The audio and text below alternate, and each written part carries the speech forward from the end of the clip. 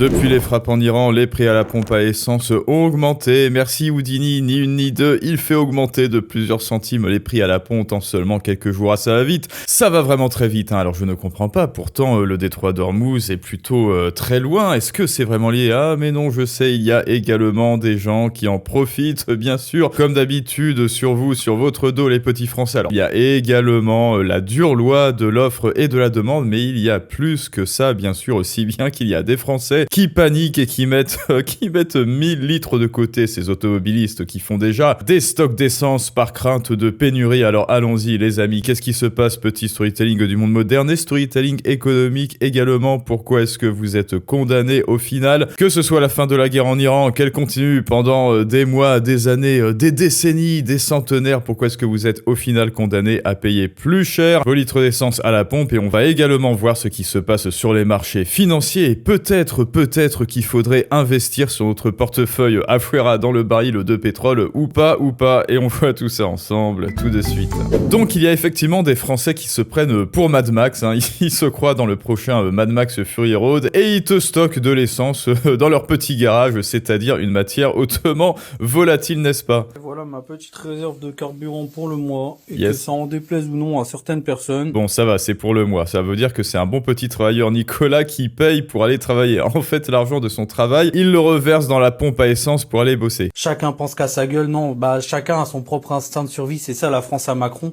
Malheureusement, ouais. On est obligé de penser à soi pour survivre. Voilà, c'est Mad Max, c'est attention, vite, il faut faire des stocks. C'est un peu l'effet Covid hein, avec le PQ et le sachet de pâtes, mais bon, pourquoi pas. Après tout, enfin moi j'espère juste qu'il va utiliser toute cette essence avant qu'elle ne tourne et qu'elle soit dangereuse pour son moteur. Ensuite, les grandes gueules Claude. Lundi, le gazole était à 1,72 €. Aujourd'hui, il est à près de 2 € le litre. Donc les gens vont avec les jerrycans et font des réserves. Ils font des réserves, ouais. Ah ben oui. Et les gens, ils font pas des réserves parce qu'ils ont peur de la pénurie. Ils font des réserves pour faire eux aussi une plus-value, quoi. Hein. Pour faire aussi une plus-value, bon écoute, ok, alors ça veut dire qu'ils le revendent au black, tiens, on va retourner au troc. En fait, c'est ça, dès qu'il y a un petit truc, une vergence dans la force, oui, absolument, moi je vais aller acheter de l'essence, je vais faire mon plein de jerrycan et après, le lendemain, quand le pétrole va augmenter parce que c'est la fin du monde, je vais le revendre aux gens. Bon écoute, objectivement, on n'en est pas encore là et d'ailleurs, je pense que c'est interdit, enfin bon, après, ils vont faire ça au black de revendre, mais bon, en fait, dès lors que les gens se disent je vais me précipiter à la pompe à essence, eh bien c'est trop tard, les marchés ont déjà anticipé. Pourquoi? Parce que tout le monde fait ça et comme dirait Ken, le survivant à ses adversaires et sur le marché en bourse, tu ne le sais pas encore, mais tu es déjà mort et c'est ça la loi de l'offre et de la demande. Tout le monde se dit je vais aller faire, tiens on va regarder le prix du baril, tout le monde se dit je vais aller faire mes petits jerrycans là à la pompe à essence et donc je vais en profiter moins cher. Sauf que non, c'est exactement ce qui s'est passé quand Trump a été investi. Tout le monde s'est dit ok c'est bon, je vais acheter du bitcoin avant tout le monde, avant l'investiture de Trump, et comme tout le monde s'est dit ça, et lors de l'investiture de Trump, le jour de l'investiture, les crypto-monnaies en général ont baissé le jour même. Pourquoi? Parce que tout le monde a anticipé, parce que tout le monde pensait qu'il pensait avant tout le monde, alors que tout le monde pense comme ça. Alors oui, ça fait beaucoup de tout le monde, et écoutez, c'est justement ça, l'instinct grégaire. Alors quand on regarde le prix du baril, effectivement, alors tiens, on va remettre à 3 mois, oui, ça a pas mal augmenté. Alors voilà, ici, vous regardez bien, c'est le 27 février quand Trump a commencé à faire ses annonces et c'est passé de 72 à 83. Bon écoutez, quand on remonte à un an, au final, il y a une petite évolution qui est à peu près au même niveau que par exemple en juin dernier bien sûr. Mais continuons à réécouter Didier Giraud et on retournera sur les marchés pour voir ça de plus près. Moi j'ai fait le plein par hasard chez moi à 1,66 vendredi matin. C'est pas que j'ai prévu la crise. À 1,66 vendredi matin. Diesel? Oui, je suis passé devant ce matin à 1,76. Ça avait pris 10 centimes. Ça a pris 10 centimes en 5 jours. Quelle enseigne? Intermarché. D'accord. Ça a pris 10 centimes en 5 jours. Alors oui, donc si ça n'est pas encore clair, Didier Giraud, ça n'est pas parce que le détroit d'Ormuz est bloqué ou fermé, etc. et que c'est bon, pénurie de pétrole en à peine 24 heures. Non, c'est vraiment la loi de l'offre et de la demande purement en France. Vous voyez des golems arriver dans les stations essence, se dire c'est bon, je vais l'avoir au meilleur prix. Et donc, comme la demande augmente, eh bien l'offre aussi mécaniquement va augmenter. Ah oui, les petits golems, vous voulez...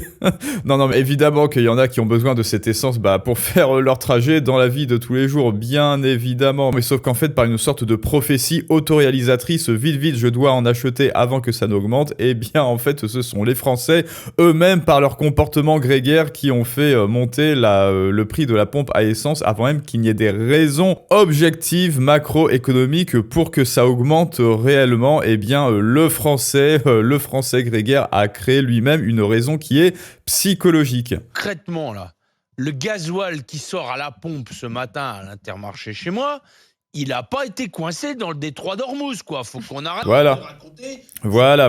Là, il va dire les termes, je pense. Des sifflonnades aux gens, quoi. Hein. Des sifflonnades. Je pense que tout le monde en profite pour se faire une petite trésorerie pour l'acheter plus cher le coup d'après, quoi. Parce que chez nous, c'est pas des stations-service qui sont livrées 3 fois par jour, quoi.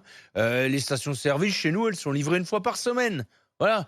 Donc, à un moment donné, ce qui est en train de se passer là, la crise, tout le monde va en profiter pour y aller un petit coup. Et quand j'écoute le ministre de l'économie qui nous dit nous allons veiller à une hausse, comment il a dit, c'est quoi le mot ?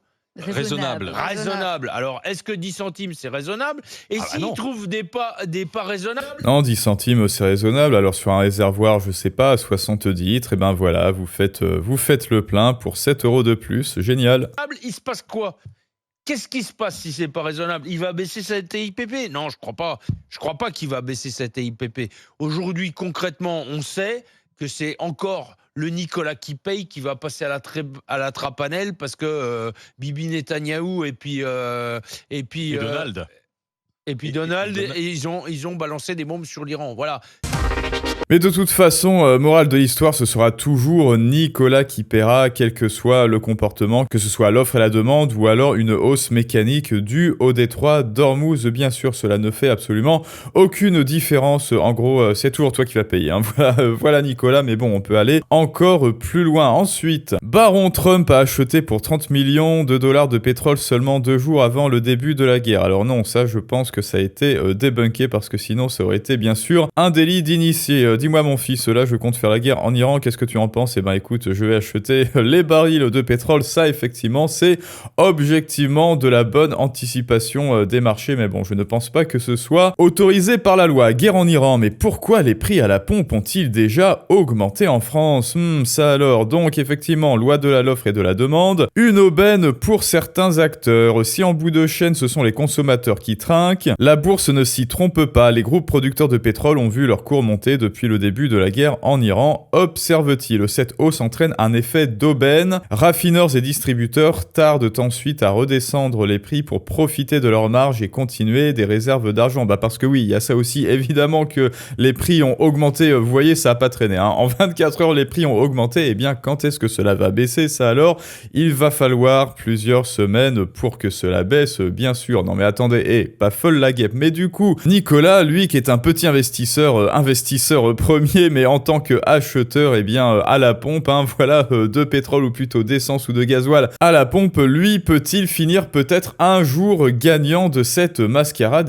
Comme je dis, offre et la demande due à l'anticipation, donc les golems sont responsables, mais également il y a l'offre qui se dit ok, guerre en Iran, écoutez, on va augmenter, mais sans même attendre le prix là avec les raffineries et les certains acteurs de pétrole, alors que pendant ce temps-là, peut-être que Nicolas aurait pu investir, début 2026, sur le baril de pétrole, sur le cours officiel du pétrole, peut-être que cela aurait pu être une bonne anticipation. Et donc, j'ai demandé à Grok concernant l'offre et la demande, et si cela nous permettrait de hedger le portefeuille Afuera de la chaîne, parce que vous vous rappelez, le portefeuille Afuera de la chaîne, on y investit là depuis 8 mois, depuis l'année dernière, on est un petit épargnant, on est un petit Nicolas qui paye, comme tout le monde, son essence pour aller travailler, il a 200 € par mois à investir, et là, pour l'instant, on le met, dans des indices qui sont sûrs, mais moi, là, je me demande, le baril de pétrole a augmenté, alors est-ce que je peux hedger, c'est-à-dire profiter d'effets d'actifs décorrélés pour lisser ma performance, quelle que soit la conjoncture économique, c'est-à-dire qu'en période de croissance,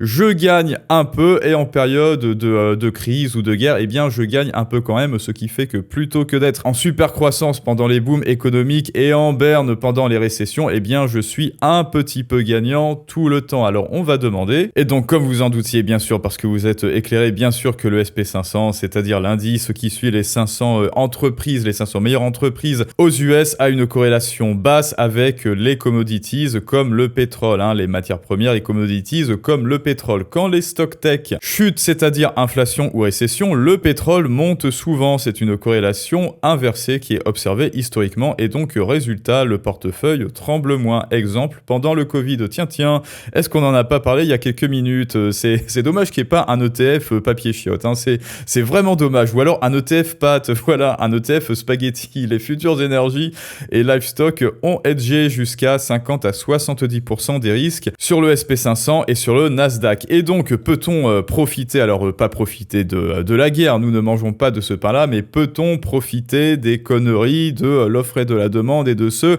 qui font flamber les prix du pétrole? Bien sûr, car avec la guerre en Iran, un ETF Petrol Hedge, ceci n'est pas un conseil en investissement, bien sûr, il hedge contre les chocs énergie. Les commodities ont tendance à surperformer les stocks et les bonds, c'est-à-dire les obligations en période d'inflation. C'est comme un airbag, c'est pas sexy au quotidien, mais c'est vital en cas de crash. Et donc c'est comme ça, en utilisant ce genre de veille économique, bien sûr, que l'on arrive à se tenir au courant des marchés financiers et à toujours, vous le savez, être gagnant, être toujours dans le vert, qu'il pleuve, qu'il vente sur le portefeuille de la chaîne, le portefeuille Afuera, même en cas d'apocalypse, parce que on fait notre miel et bien des caprices des marchés, quelle que soit la conjoncture. Et si toi aussi tu veux commencer à te constituer un portefeuille Afuera, même petitement, même avec 200 € par mois, même si tu n'y connais rien, et bien tu le sais que jusqu'à ce dimanche, il y a l'offre pour les abonnés, juste spécialement pour les abonnés, pour toi aussi commencer à construire ton empire, quel que soit le sens du vent, bien sûr, être toujours gagnant, et ce de manière sécuritaire. Donc affranchi, construis ton empire, commence à faire travailler ton argent pour toi et non plus pour l'État, ça aussi on va en reparler. Faire croître passivement ton capital avec 2 minutes de gestion par mois, parce que nous, on compte surtout sur la gestion passive, quoique il y a des modules à la fin de gestion avancée, de gestion un petit peu plus active, partir à la retraite avant l'heure imposée et choisir sur mesure ta stratégie, et surtout bien sûr devenir antifragile et préserver ton argent même en cas d'apocalypse, et ça tombe bien, même en cas de guerre en Iran. Et comme je viens de te le prouver, eh bien je te propose des veilles, et ce programme dispose également de mises à jour et d'ajouts en continu pour que tu puisses continuer à te renseigner et à rester gagnant. Et ça, bien sûr que c'est concret, bien sûr que je te montre directement comment faire sur mon écran, bien sûr qu'il y a une garantie de confiance, bien sûr que je suis là pour t'aider, bien sûr qu'il y a tout ça et que tu ne cours aucun risque. Tout ça c'est en description et en commentaire comme d'habitude pour ceux qui veulent vraiment s'affranchir de ce système et être toujours gagnant. Et maintenant c'est à vous de me dire ce que vous en pensez, les amis. Avez-vous investi dans le baril de pétrole avant la guerre, ou alors continuez-vous d'acheter votre petite